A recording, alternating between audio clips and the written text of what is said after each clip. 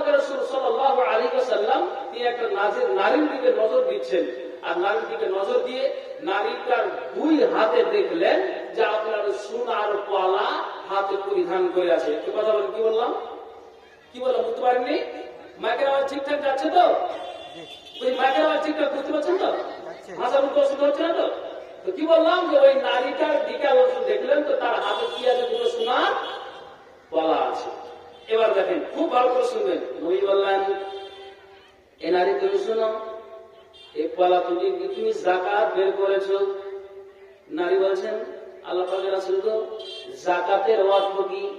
যাকাতের মানে কি? যাকাত সম্পর্কে আমার কিছু জ্ঞান নাই।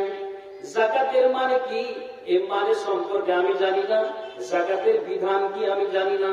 যেমন আপনাকে বোঝাই, কোন মানুষের যদি বাড়িতে ব্যাংকে 1 লক্ষ টাকা জমা থাকে, আর ওই টাকাটাকে যদি তোমার বৎসরের হিসাবে লেগে যায়, তাহলে ওটাকে কি করেন?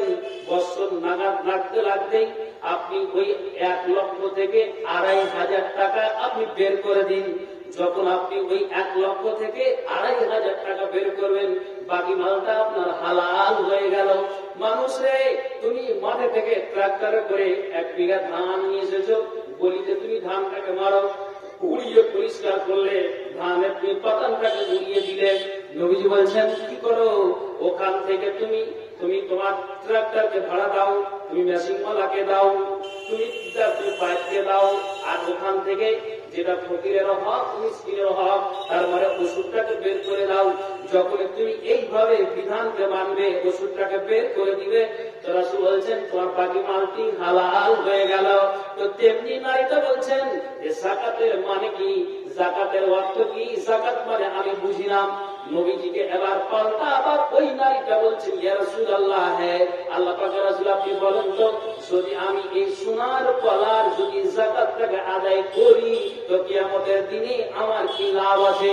আর যদি এই সোনার পলার যাকাতটাকে আমি আদায় না করি, তো কিয়ামতের দিন আমার জন্য কি শাস্তি রয়েছে, কিংবা আমার জন্য কি এমন আপনার খারাপ রয়েছে? আল্লাহ পাকের রাসূল গো, যাকাত আদায় করলে আমার লাভটা কি, আর না করলে ক্ষতিটা কি? নবীজি বলছেন, তুমি কান খুলে শোনো এ নারীগণ, যদি তুমি এই সোনার পলার যাকাতটা যদি তুমি বের না করো, মানুষের বাড়িতে 7 থেকে 7.5 ভরি সোনা আর চাঁদি থাকতে গেলে তুমি কি করো? ওখান থেকে যাকাতটাকে বের করে দাও। তেমনি আল্লাহ পাক রাসূল বলছেন, শোনো, এই মালটা যদি তোমার হিসাবের মধ্যে পড়ে যায়, তাহলে তোমাকে অবশ্যই যাকাতটাকে আদায় করে দিতে হবে। যদি তুমি আদায় না করো, এটা তোমার প্রশ্ন কি হবে তুমি জানো? হে, কাল কিয়ামতের দিনে আল্লাহ তাআলা তোমাকে ওই জাহান্নামের আগুনের দুটো কি হবে? তোমাকে সোনা পরিয়ে দেওয়া হবে, আগুনের তোমাকে পলা পরিয়ে দেওয়া হবে। নবীজি আমার বলছেন যে তোমাকে ওই আপনার যেন আগুনের দুটা আপনাকে পলা পরিয়ে দেওয়া হবে। নবীজি আমার বলছেন, আর পলা যখন তোমাকে পরিয়ে দেওয়া হবে, তখন কি হবে? এই পলা পরিয়ে দেওয়ার বিনিময়ে তোমার সারাটা শরীরের চামড়া ঝলসে যাবে, খসে যাবে, তোমার এই শাস্তিটা হতে থাকবে। দুনিয়ার মানুষ ওই জায়গাতে জমা হবে। আল্লাহ কোরআনে বলছেন সূরা আনআমের 22 নম্বর আয়াতে, আল ইয়াউমা নাহশুরুহুম জামিআ, যেদিন সমস্ত মানুষকে আল্লাহ তাআলা জমায়েত করবেন, ওই সমস্ত মানুষের সামনে তোমাকে দুটো কি করা হবে? আগুনের পলাকে পরিয়ে দেওয়া হবে। আর এই পলাকে পরিয়ে দেওয়ার বিনিময়ে তোমার সারাটা শরীরের চামড়া ঝলসে যাবে। এখানে যখন তারা জিজ্ঞাসিবে, তখন বলা হবে এই নারীটা কেমন? না তো যাকাতকে অস্বীকার করনেওয়ালি। সঙ্গে সঙ্গে নারীটা বলছেন, আল্লাহ পাকের রাসূল গো, আপনার মুখ থেকে আমরা বলতে শুনেছি, আপনার বিবির মুখ থেকে বলতে শুনেছি কি, না তো অন্যান্য নবীর কওমেরা কতদিন বেঁচেছে, না তো কেউ 200 বছর বেঁচেছে, 150 বছর বেঁচেছে, কেউ 500 বছর বেঁচেছে, 1000 বছর বেঁচেছে। যেমন আদম 1000 বছর, হযরত নূহ আলাইহিস সালাম 950 বছর ধরে দিনের দাওয়াত তিনি করে গিয়েছেন, 1000 বছর আল্লাহ তাকে আয় দিয়েছিলেন। তেমনি ওই নারীটা বলছেন যে আপনার মুখ থেকে আমরা বলতে শুনেছি যে এই নবীর উম্মতেরা কতদিন বাঁচবে, 60 ইলা 70, কতদিন বাঁচবে? না তো 60 থেকে 70 বছর বাঁচবে, এর বেশি তারা আর বাঁচবে না। নবীজি গো, আমি নিজের নাক ফুলটাকে বানিয়ে, কানের দুল বানিয়ে, হাতের সোনাকে আমি বানিয়ে, আমি নিজের পায়ের যন্ত্রকে আমি বানিয়ে, আমি গলার পান বানিয়ে, সোনার হাতটাকে টাকা আমি বানিয়ে আমি দুনিয়াতে রং তামাশা করে বেড়াবো, কতদিন বাঁচবো? না তো 60-70 বছর বাঁচবো, এর বেশি বাঁচবো না। আর এই খরচটাই দুনিয়াতে যদি আমার এইভাবে আমি আয়েশ আরাম করি, কিয়ামতের দিনে আমার জন্য কঠিন শাস্তি রয়েছে। না আল্লাহ পাকের রাসূল, না গো, আমি কি করলাম? এই যে সোনার পলা দুটোকে আমি খুলে দিলাম, আমি আল্লাহর রাস্তাতে দান করে দিলাম, আমি জমা করে দিলাম। যতদিন আমি বাঁচবো আর কোনদিন সোনার পলা পড়বো না। একবার বলুন সুবহানাল্লাহ। এত কথাটার উত্তর দিন। তাহলে এই নারীরা যদি ওই নারীর মতো বিধানটাকে তারা মানে কি করে?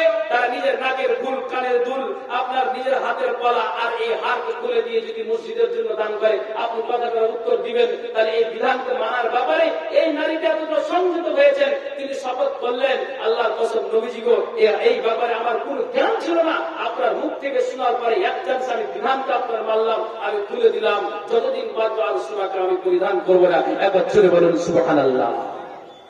তাহলে আমরা কতটা পিছিয়ে আছি? তাহলে এই নারীদেরকে কি বলবো? যে নারীরা নিজের মাথার কাপড়টাকে খুলে আপনার পর্দাহীন হয়ে বাজারে জালসা নামে মেলা চলছে, যে নারীরা আপনার আড্ডাবাজি করে, পুরুষরা ওই জায়গাতে ভিড় জমিয়ে থাকে, তাহলে বলবো এই নারীদেরকে যে এটা বিধানকে মানার ব্যাপারে এগিয়ে আসে না? কোশ্চিন কালে নয়। তাহলে আপনি মাথায় উঠান যে এই নারীরা এবং এই সাহাবা সাহাবিয়ারা আল্লাহর বিধানকে, রাসূলের বিধানকে মানার ব্যাপারে তারা কতটাই তারা আগ্রহী ছিলেন, কতটাই তারা কঠিন ছিলেন। আপনাকে আমি এটাই বুঝাতে চাইছি। এজন্য আল্লাহ কোরআনে বলছেন, মাইয়াতিল্লাহা ওয়া রাসূলাহু ইদখিলহু জান্নাতিন তাজরি মিন তাহতিহাল আনহার ওয়া মান ইয়াতাওয়াল্লা ইউআযিবহু আযাবান আলীমা।